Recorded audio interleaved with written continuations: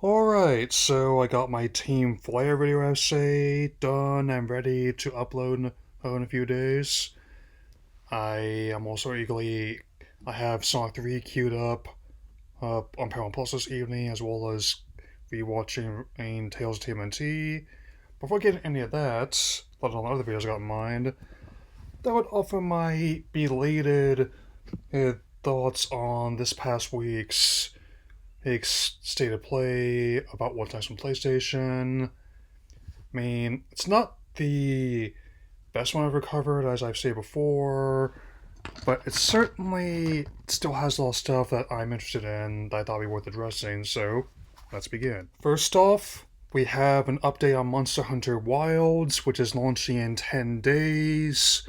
Is the first fully open world installment of the franchise, and definitely of all the Capcom franchises that could actually do that concept, this is actually the one that makes the most sense, given how the staging grounds of previous games were functionally a sandbox that could be played around in.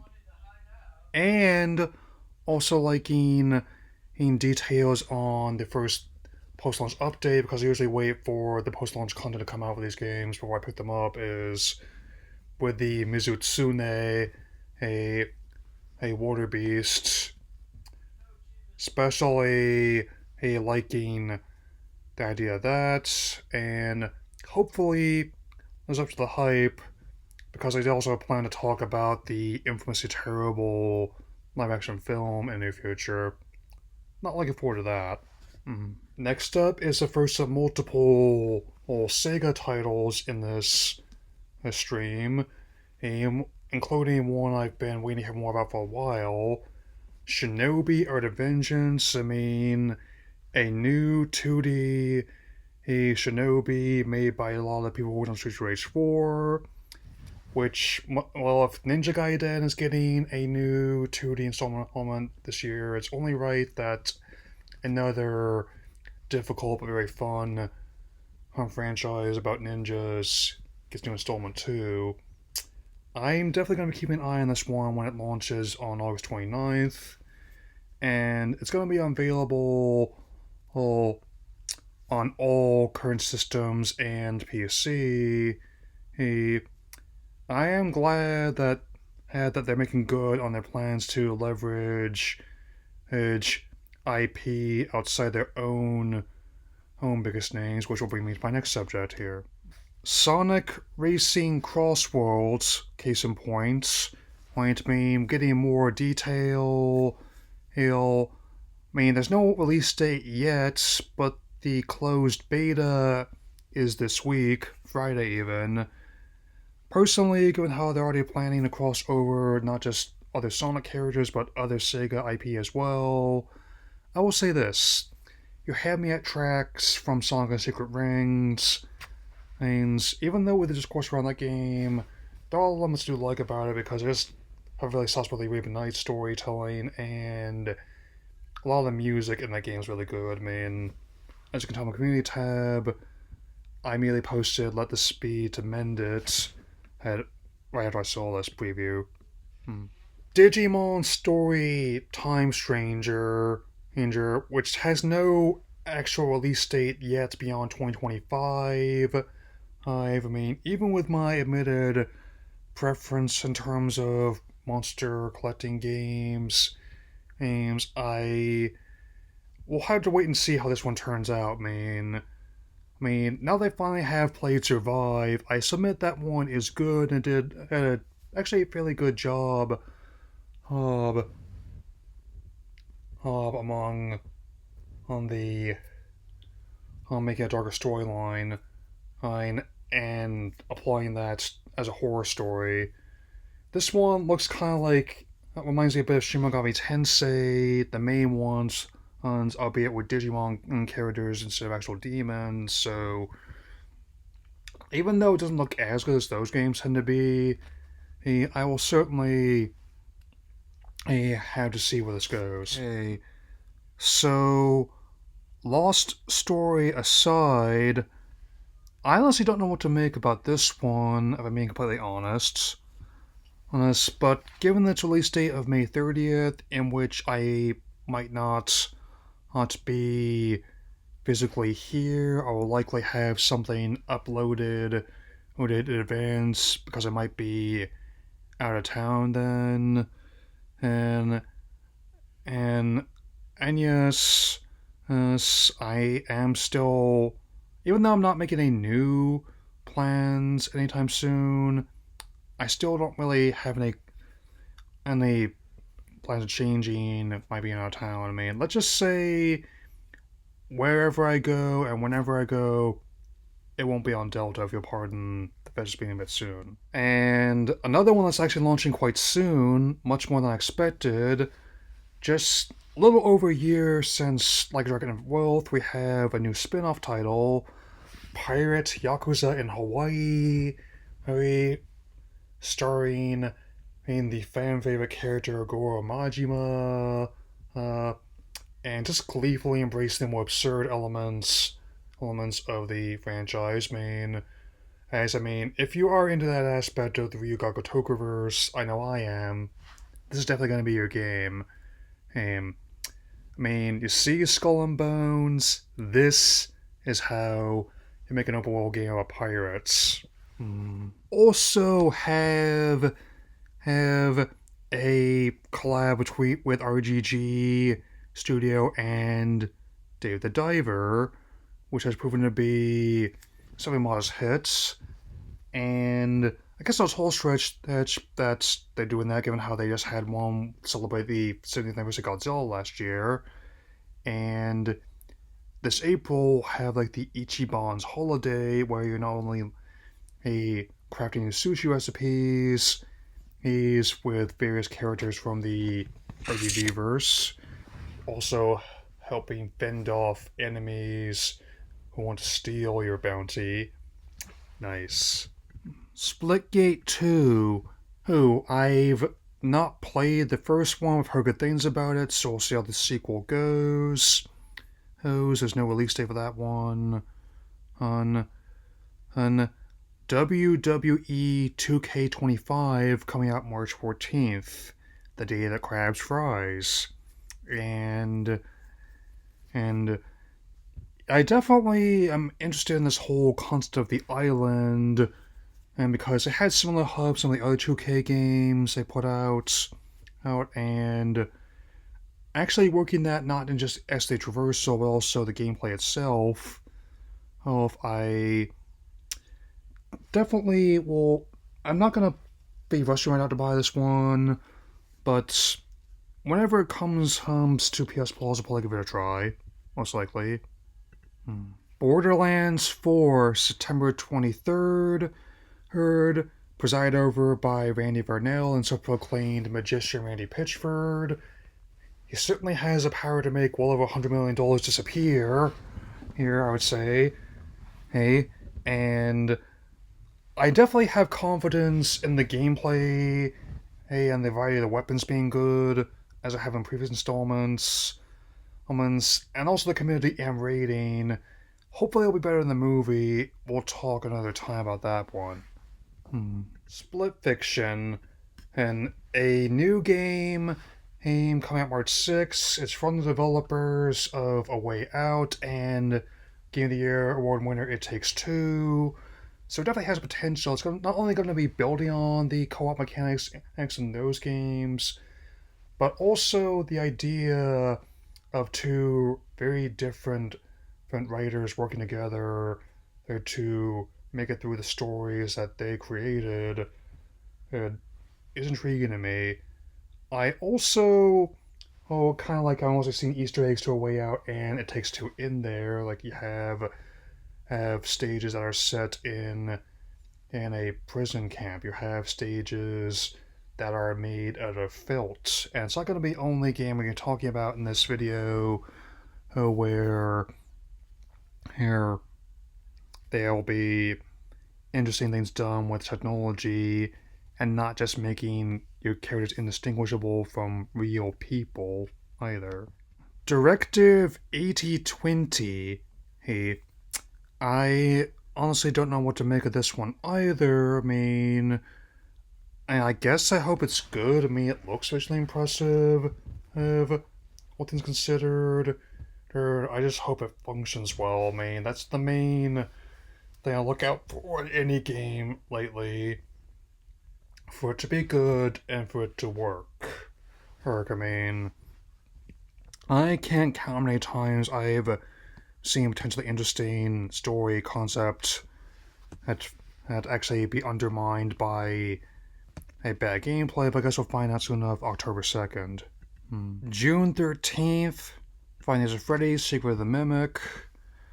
I'm not the biggest FNAF fan, but at least understand the appeal. Even though mascot horror is definitely not my forte, at the age a lot of people were playing, are playing these games that I would have been. I was actually trying my first Resident Evil and Silent Hill games. The original Silent Hill 2, as well as like the GameCube versions of the first three games, RE0, in case you're wondering. And even with Elio getting bumped a week, I have a backup plan for that Friday 13th. I just have to wait and see what it is, though. We also have an update on the Midnight Walk, which will be a very interesting game where after humanity has left the planet, and it's you who a small figurine must help keep the flame alive more than one. I've always found it interesting whenever video games integrate stop motion into their visuals, and this is definitely a case where I can say I'm advocating for this one, and I would not even be against trying the PSVR 2 version of the game if the opportunity arose. Whatever the case might be, it's definitely be worth keeping an eye on when it comes out on May 8th. Okay, so Darwin's Paradox. It definitely is a title that is not without potential by any means, and it's another one that does not appear to have a date. It just says as 2025, and it is published by Konami and developed by a Zimdithim, and this is actually their first game. So I certainly hope it turns out good, because their attempts to venture out a new IP, an attempt to start actually getting into games again after roughly a decade of alienating both their fans and their creators has yielded mixed results. And for every Getsufumadon we've had an eFootball 2022. For every a Legacy collection of Turtles MGS, we've had a Super Crazy Rhythm Castle. I mean that in the sense of the less wealthy ones being good ideas, but not ones that are well executed. A pleasant situation, really. Okay, so next up, Warriors Abyss, which actually is already out. It came out the same day the stream did. Given how Dynasty Warriors Origins would be a modest hit, and actually decently received, so glad to hear that at least. This is actually a roguelike spin-off of the franchise, which actually incorporates elements and characters from both Dynasty Warriors, a fictionalized version of Chinese history and mythology, as well as the one I prefer, Samurai Warriors, which is a fictionalized account of Japanese mythology and history. the Warriors Musou who style gameplay is actually a bit more versatile than one might think, and I'm not sure how to apply to the whole idea of like trying to fight your way out of a dungeon and you might not and more often will not succeed in your first attempt. But I am very much open to the idea of juggling in hundreds of enemies and chaining together massive combos. I'm not sure about this whole 16 billion number they're throwing at us, but I think it's possible, I'd say, in this day and age. We also have an update on 2026's Onimusha Way of the Sword, which is a new installment in a long dormant franchise, and coming May 23rd, we much following up the excellent remaster of the original game. Similar treatment was given to the second game, Onimusha 2 Samurai's Destiny, which not only refines the visuals and gameplay generation, and it's going to be available on all the current systems, and even more, apparently Jean Reno has expressed interest in coming back as his character if they ever do the third game, which is highly likely. The fact that I'm more excited for the Onimusha return than the Okami one should tell you something about what kind of person I am, to say the least. Alright, and we also finally have a release date for Metal Gear Solid Snake Eater Delta, which shows off the Sons of Big Boss, and their new designs. I do wonder if you'll still be able to do some of the same things you were able to do with them in the original game. In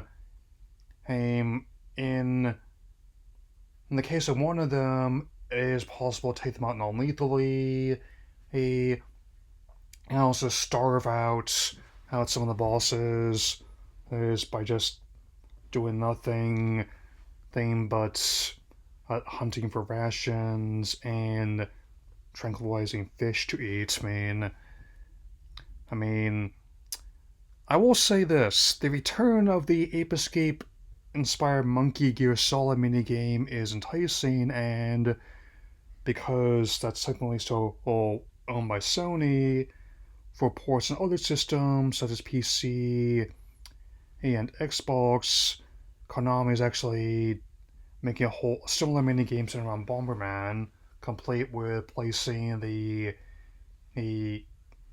cute Sanrio bomber amidst the backdrop of Cold War era Russia in the 60s. How about that?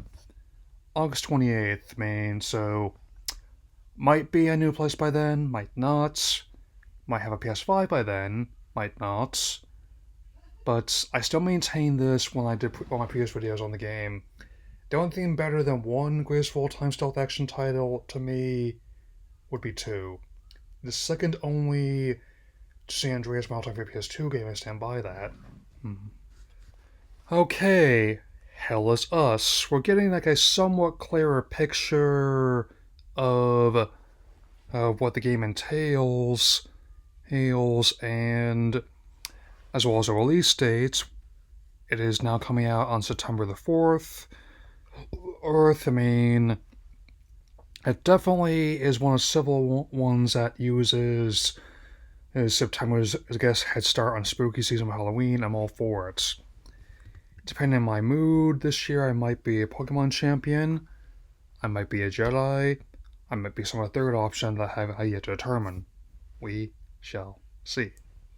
Right, so Lies of P Overture, or I still think this game is an interesting take on the Souls-like concept, and the base game has been out for a while. This is an expansion, and that's due out in the summertime. And it's going to be sold either separately or as a bundle with the base game if you don't have it yet. Just the idea of retelling Pinocchio as a Souls-like, with the Blue Fairy being in Pinocchio's guide, hide, and attempts to conquer his enemies. I mean, granted, there were dark moments in the original Collodi book, as well as its many adaptations, and but I definitely interested in this. Like, becoming a real boy is one thing, and getting through all these threats will make him a real man, I would say.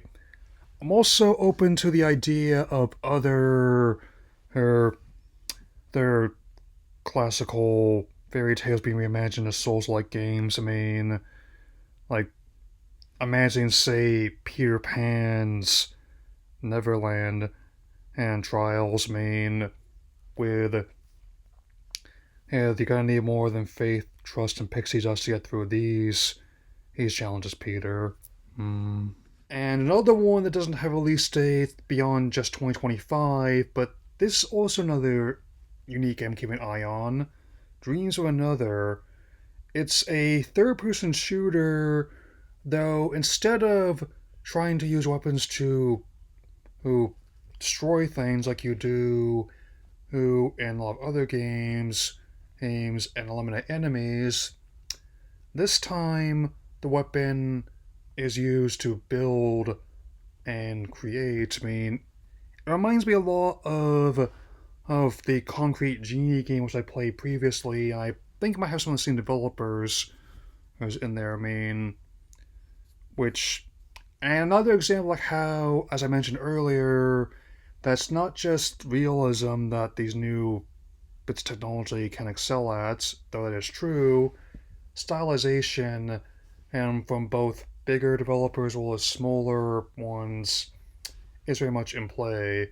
Hey, I mean, I may not be as adamant of supporting indie devs to support them like some people are, but whenever they do a unique concept and idea for gameplay, you bet they're going to be on my radar, to say the least.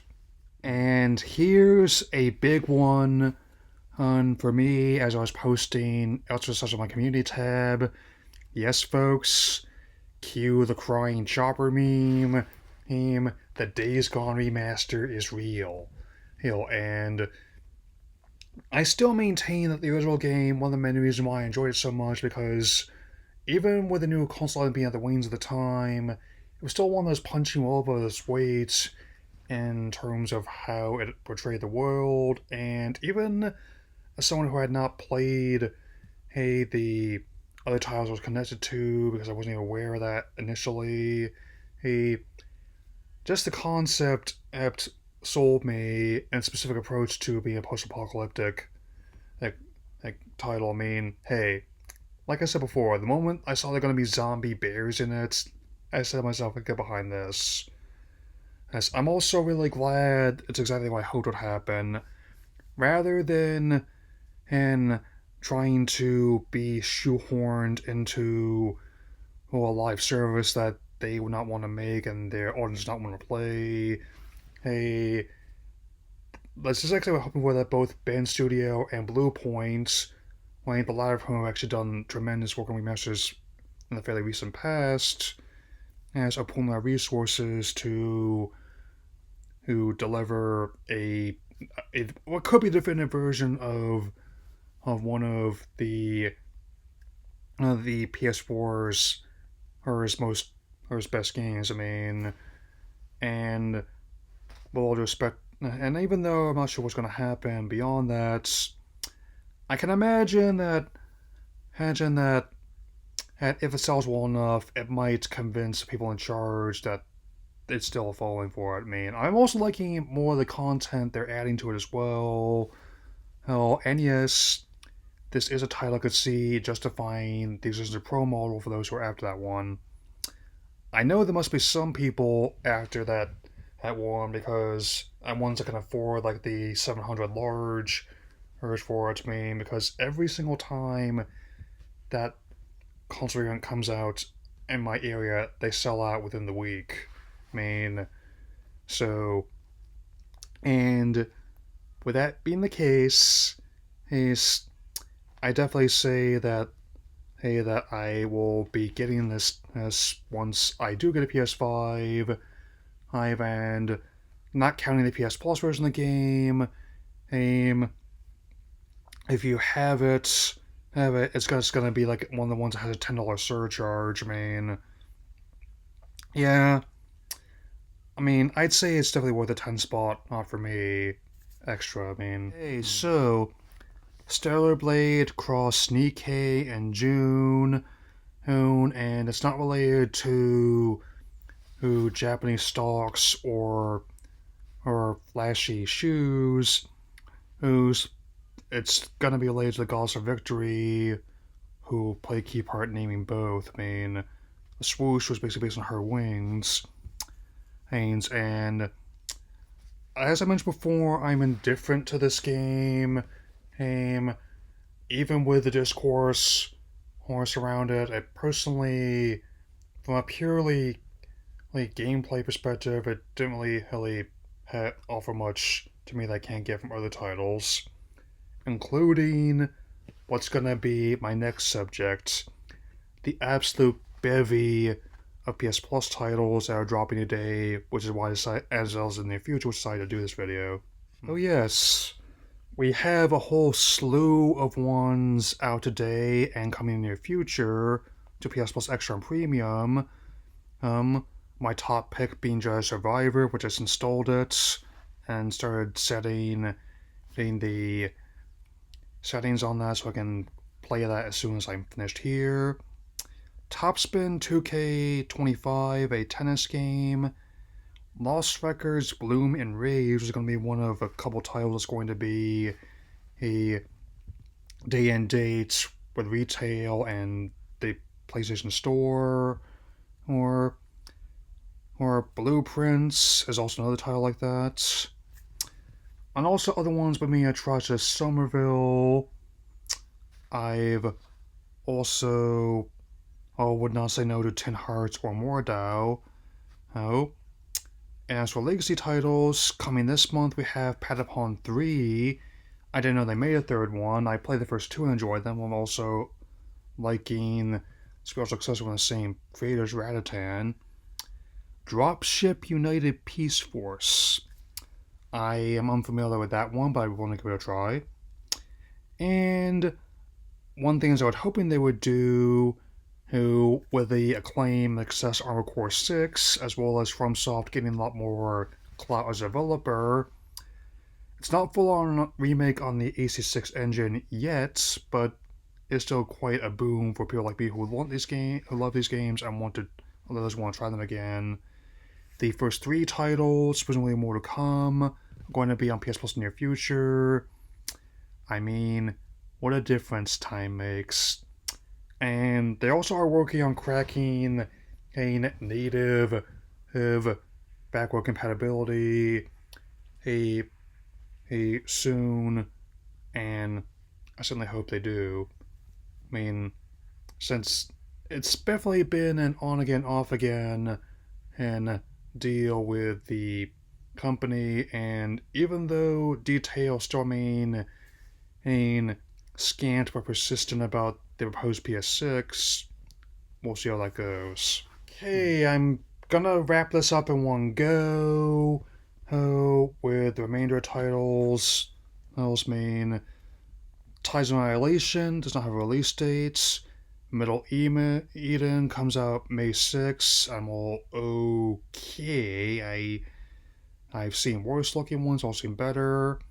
Mind's Eye, no date beyond summer, has potential. And last but not least is next game from Housemarque, after the acclaimed successor Eternal, is going to be called Sorrows, and whether or not it's going to be another roguelike, I'm definitely interested in seeing what they bring to the table now that they're officially a part of Sony's wheelhouse, and it is indeed another one of the high quality single player experiences they built their name on for nearly 30 years. I don't feel old when I say that. I'm actually embracing that status. When you consider that I literally grew up with each iteration of the system, um, it definitely it shows that they are definitely still have staying power.